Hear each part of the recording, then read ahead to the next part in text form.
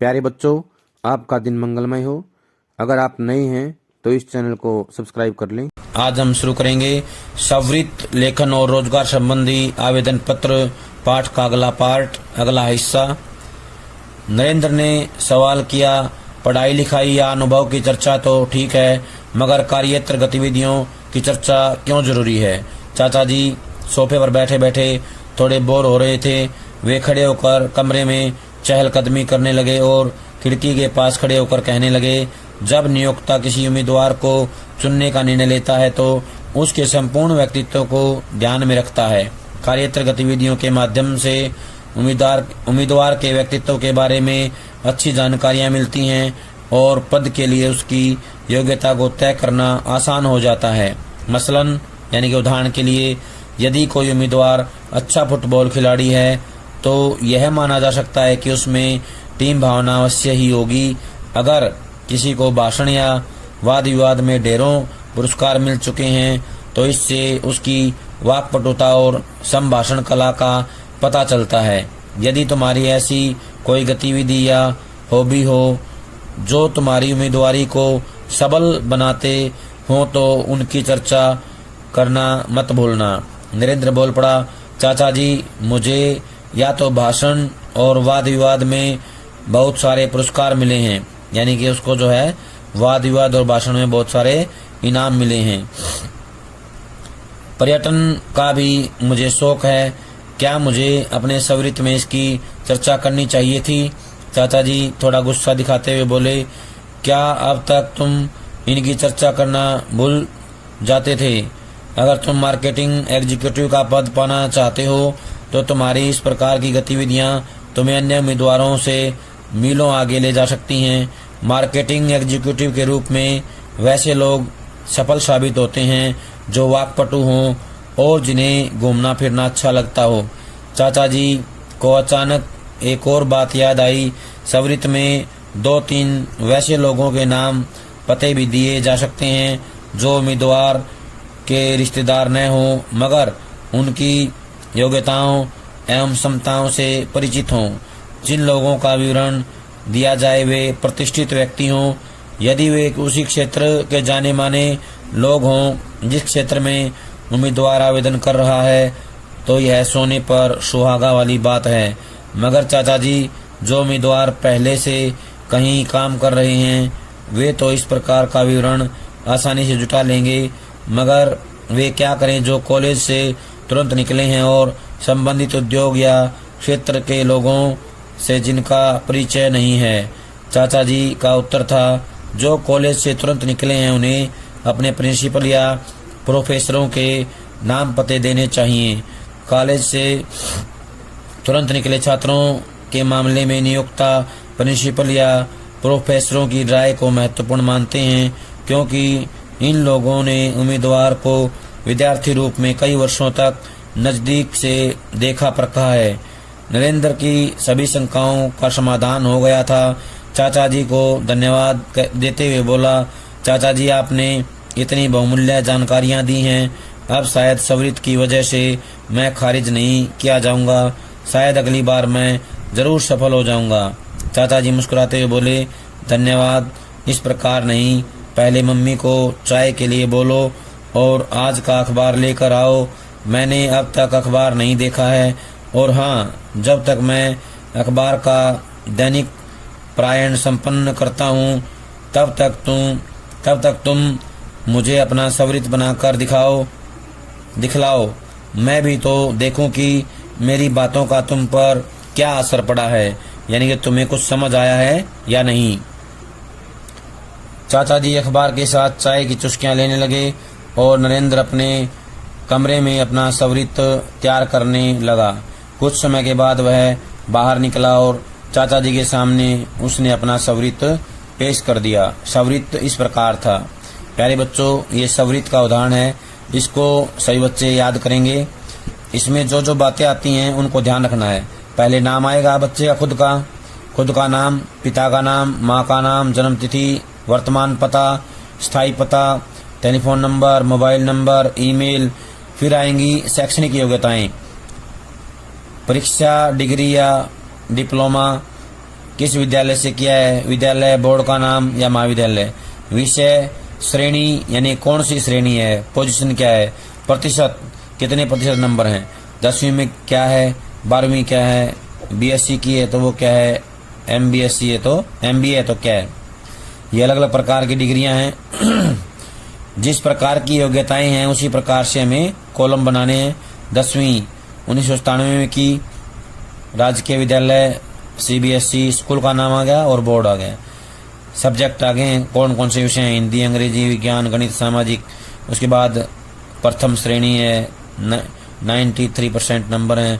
तो इस प्रकार से हर क्लास के बारे में ये सारी बातें बतानी है। उसके बाद अन्य संबंधित योग्यताएं, कंप्यूटर का ज्ञान हो है या नहीं, भाषाएं कौन कौन सी जानते हैं, अंग्रेजी है, उसके अलावा हिंदी के अलावा कौन कौन सी भाषाएं जानते हैं, ये सारी बातें इसमें आती हैं। इसके बाद उपलब्धियां लिखनी है, अन्य संबंधी योग्यताओं के साथ उपलब्धियां, कौन कौन सी ऐसी उपलब्धियां हैं जो विशेष हैं पढ़ाई के अलावा, जैसे अखिल भारतीय वाद विवाद प्रतियोगिता, राजीव गांधी स्मारक निबंध प्रतियोगिता, विद्यालय और महाविद्यालय क्रिकेट टीमों का कप्तान, ये जो है। कार्येतर गतिविधियां और अभिरुचियां, कहीं काम किया है तो उसकी क्या गतिविधि है, क्या अभिरुचियां हैं तो उसके बारे में। उद्योग व्यापार संबंधी पत्रिकाओं और अखबारों का नियमित पाठन, देश भ्रमण का शौक, इंटरनेट सर्फिंग, फुटबॉल और क्रिकेट आदि की रुचियां। वैसे सम्मानित व्यक्तियों का विवरण जो उम्मीदवार के व्यक्तित्व और उपलब्धियों से परिचित हैं, यानी कि ऐसे व्यक्ति जो उनके बारे में जानते हैं और उसके परिचित हैं लेकिन रिश्तेदार नहीं हैं, ऐसे लोगों के बारे में कोई भी 2 व्यक्ति हैं, 3 है, उनके बारे में बताना है। फिर अंत में तिथि आएगी, स्थान आएगा और हस्ताक्षर होंगे। जो बायोडाटा बनाता है, जिसके नाम से बायोडाटा तैयार किया गया है, उसके हस्ताक्षर किए जाएंगे, तभी ये काम सारा कंप्लीट हो जाएगा। तो इस प्रकार से बायोडाटा तैयार करके हमें भेजना होता है। चाचा जी ने सवरित पर नजर डाली और नरेंद्र की ओर देखकर संतोष और प्रशंसा के सम्मिलित भाव से मुस्कुराए। थोड़ा विराम देकर वे आगे कहने लगे, अब तुम्हारा सवरित पूरी तरह से तैयार है, इसे सुरक्षित रखो, जब भी आवेदन करना हो इसे भेज दो। हाँ, विज्ञापन में वर्णित योग्यताओं और आवश्यकताओं को ध्यान में रखते हुए इसमें थोड़ा फिर हेरफेर या जोड़ घटाव करना मत भूलना। इसके बाद चाचा जी ने क्षण भर की एक अर्थपूर्ण चुप्पी साधी, फिर बोले, लेकिन नरेंद्र, यह तो आधी ही लड़ाई हुई, आधी तो अभी बाकी है। क्या मतलब? नरेंद्र की उत्सुकता बढ़ गई। उत्सुकता होता है जिज्ञासा। मतलब यह है कि सिर्फ सवरित देने भर से ही काम नहीं चलता, सवरित के साथ साथ एक आवेदन पत्र भी लिखना होता है। इस आवेदन पत्र के साथ हम सवरित को लगाते हैं और नियोक्ता को उसके विचार के लिए भेज देते हैं। मगर चाचा जी, जब सवरित में सारी जानकारियां दे दी जाती हैं तो फिर अलग से आवेदन पत्र लिखने की जरूरत क्यों पड़ती है? यह अच्छा सवाल है। सवरित तो बना बनाया रखा होता है, विज्ञापन देखा और भेज दिया। अतः सिर्फ सवरित से यह पता नहीं चलता कि उम्मीदवार पद और संबंधित संस्थान को लेकर कितना गंभीर है। सवरित की एक कमी यह होती है कि यह सूचनाओं के सिलसिलेवार संकलन के रूप में होता है। इसमें भाषा का वह वैयक्तिक स्पर्श नहीं आ पाता। दूसरी ओर आवेदन पत्र हर विज्ञापन के लिए विशेष तौर पर लिखे जाते हैं। ये उम्मीदवार के भाषा ज्ञान और अभिव्यक्ति की क्षमता की तो जानकारी देते ही हैं, साथ ही यह भी दर्शाते हैं कि उम्मीदवार पद और संस्थान को लेकर गंभीर है या नहीं। नियोक्ता को योग्य उम्मीदवार की तलाश तो होती ही है, वह यह अपेक्षा रखता है कि चयन के बाद वह नौकरी में कम से कम कुछ वर्षों तक अवश्य टिके। आवेदन पत्र से बहुत कुछ इन बातों का भी आभास नियोक्ता को मिल जाता है। चाचा जी, आवेदन पत्र तो हम लोग स्कूल के जमाने से ही लिखते रहे हैं। क्या नौकरी के आवेदन पत्र अपने स्वरूप में अन्य आवेदन पत्रों से भिन्न होता है? आवेदन का ढांचा या स्वरूप तो वैसा ही होता है जैसा अन्य आवेदन पत्रों का होता है, लेकिन इसका उद्देश्य अलग होता है। पद के लिए अपनी योग्यता और गंभीरता के प्रति नियोक्ता का विश्वास जगाना। उद्देश्य की भिन्नता की वजह से इसकी विषय वस्तु अन्य आवेदन पत्रों से भिन्न होती है। चाचा जी, फिर आप यह भी बता दें कि विषय वस्तु के अंतर्गत क्या होगा और हम उसे आकार कैसे देंगे। बेटे, इस प्रकार के आवेदन पत्रों की विषय वस्तु के मुख्यतः 4 हिस्से होते हैं। पहला हिस्सा भूमिका का होता है, जिसमें उम्मीदवार विज्ञापन और विज्ञप्ति पद का हवाला देते हुए अपनी उम्मीदवारी की इच्छा प्रकट करता है। दूसरे खंड में उम्मीदवार यह बतलाता है कि वह विज्ञापन में वर्णित योग्यताओं और आवश्यकताओं को पूरा करने में किस प्रकार सक्षम है। तीसरे खंड में उम्मीदवार पद और संस्थान के प्रति अपनी गंभीरता और अभिरुचि को व्यक्त करता है। चौथा खंड उपसंहार यानी आवेदन पत्र की विषय वस्तु के औपचारिक समापन के लिए होता है। नरेश को चाचा जी की बातें समझ में आ रही थी, मगर एक शंका भी थी। उसने पूछा, तीसरे खंड के बारे में अभी अभी आपने बताया कि इसमें उम्मीदवार पद और संस्था के बारे में अपनी गंभीरता को व्यक्त करता है। यह बात पूरे तौर पर साफ नहीं हुई।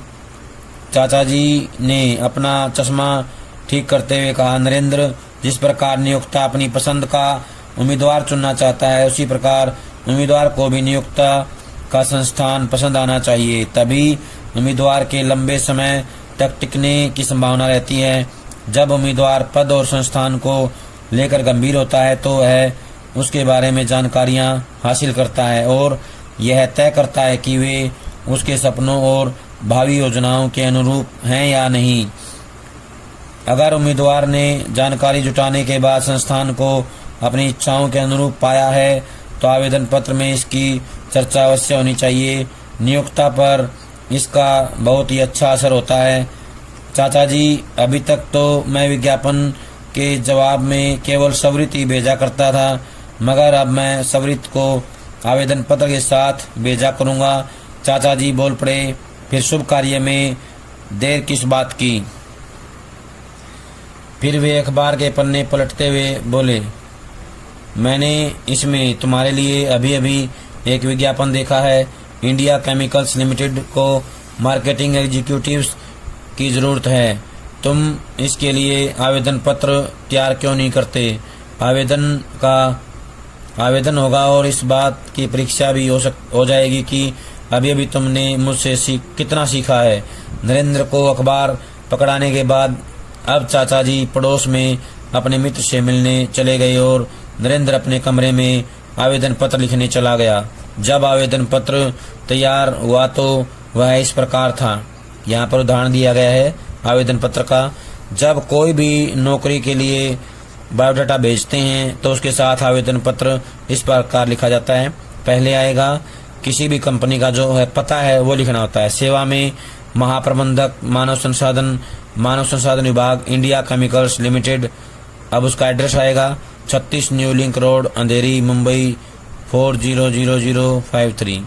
विषय, हम किस विषय में लिख रहे हैं आवेदन पत्र, वो विषय भी आएगा। मार्केटिंग एग्जीक्यूटिव पद के लिए आवेदन पत्र। फिर संबोधन आएगा महोदय। फिर विषय के बारे में विस्तार से आएगा। हमने अभी पिछले पाठ पेज पे जो पढ़ा था, आवेदन पत्र के 4 खंड होते हैं, 4 हिस्से होते हैं। तो उन चारों हिस्सों के बारे में विस्तार से बताना है। किस अखबार में हमने पढ़ा है, किस पद के लिए पढ़ा है, और उसके बाद हमें बताना है योग्यताएं, आवश्यकताएं, अपनी विशेषताएं बतानी है। उसके बाद खंड 3 में संस्थान के बारे में बताना है और 4 में समापन कर देना है। अंत में हमें धन्यवाद करना है, सह धन्यवाद। फिर भवदीय लिख करके नाम लिखना है और उसके ऊपर अपने साइन करने हैं। जैसे अभी हमने पढ़ा है, जैसे बातचीत हुई है, तो उसमें नरेंद्र के नाम से जो है ये आवेदन पत्र तैयार किया गया है। तो ये सारी बातें इसमें लिखने के बाद अंत में जैसे ही समाप्त हो जाएगा, सह धन्यवाद और भवदीय लिख करके नरेंद्र कुमार नाम लिखना और उसके साइन करने हैं।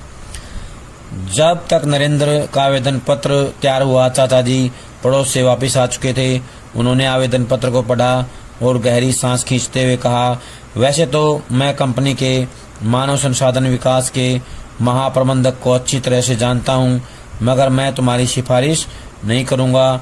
मुझे विश्वास है कि तुम यह पद अपनी योग्यता के बल पर हासिल कर सकोगे। 2 महीने बाद मुंबई में चाचा जी के फ्लैट की घंटी बजी। दरवाज़ा खोलने के बाद चाचा जी ने दरवाजे पर नरेंद्र को खड़ा पाया।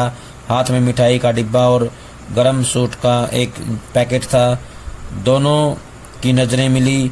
नरेंद्र ने चाचा जी के पैर छुए और चाचा जी ने बधाई देते हुए उसे गले लगा लिया। प्यारे बच्चों, आपका दिन मंगलमय हो। अगर आप नए हैं तो इस चैनल को सब्सक्राइब कर लें।